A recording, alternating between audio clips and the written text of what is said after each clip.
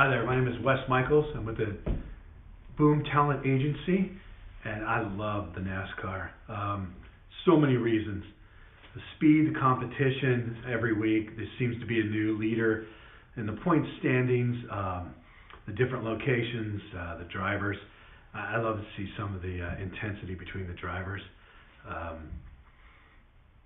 So it's just an awesome sport, and I'll tell you another reason. Last year, Daytona, Denny Hamlin leads the race for 95 laps. He passes leader Matt Kenseth on the last lap, and then Martin Truex. I mean, the race that was the closest ever in history by .010 seconds, he wins the race. You're like, no way. I mean, by the thickness of the outside layer of his bumper, he wins the race. So, why do I love NASCAR? Come on, it's amazing. In Talladega Nights, they're asking us what our favorite scene is. You know, a lot of people love that prayer scene where he's talking to little baby Jesus and tiny Jesus. I love that scene, but I also love the scene where he's in a wheelchair and he's telling his partners that he's paralyzed, he can't walk. And his partners are looking at him, looking at each other like, we got to tell him he can walk. He doesn't want to hear that. So Will Ferrell says, no, I can't walk, I'm paralyzed, you guys are nuts.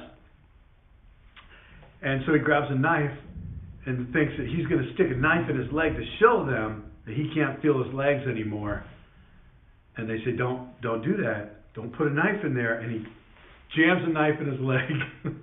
And he says, see? Ouch!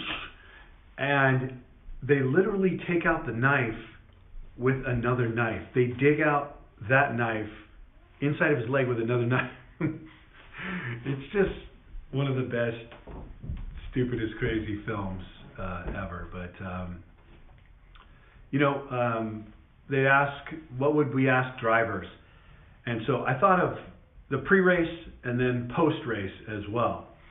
In the pre-race, I want to ask questions regarding, some kind of a strategy.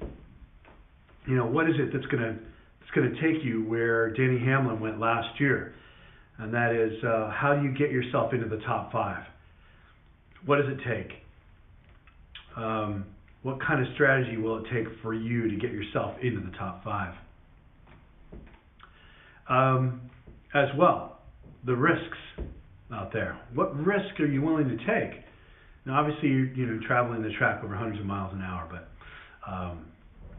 what are the risks you're going to have to take today to ensure that you're in the front when that flag comes down? And then post-race, I want to ask, how does it feel to be a part of the history of Daytona? Daytona started, I think, in 1959. It's a long history and a lot of guys behind you. And so what does it feel like now to be part of the history of Daytona? The biggest race ever. Besides Indianapolis, those two are kind of close. But how does that feel? And back to the risk-taking, too. It's a team sport. It really is. But the person taking the most risk is the driver. And so at the end of the race, I also want to ask, what was the risk you were willing to take to make sure that you were in the top 5? What was that one risk during the race?